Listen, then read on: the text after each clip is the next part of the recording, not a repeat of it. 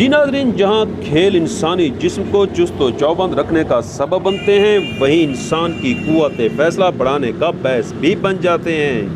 کھیلوں کی خبروں کے ساتھ آپ کو لیے چلتے ہیں تستونسا نیوز میں نواحی علاقے گبر واہ، جہاں موجود ہیں تستونسا دوست فراز احمد، جن کے مطابق یہاں پر معروف سیاسی و سماجی شخصیات سردار سعد اللہ خان ماکلی، سردار حیات اللہ خان ماکلی کے خصوصی تعاون، کھیلوں سے محبت اور نوجوانوں کو صحت مند سرگرمیوں کی طرف راغب کرنے کی بہترین حکمت عملی کے باعث کرکٹ ٹورنامنٹ منعقد کرایا گیا۔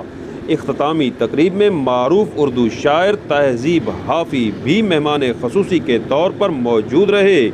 ٹورنامنٹ انتظامیہ کی بہترین انتظامی صلاحیتوں کے باعث یہ کرکٹ میلہ شاندار انداز میں اختتام پذیر ہوا۔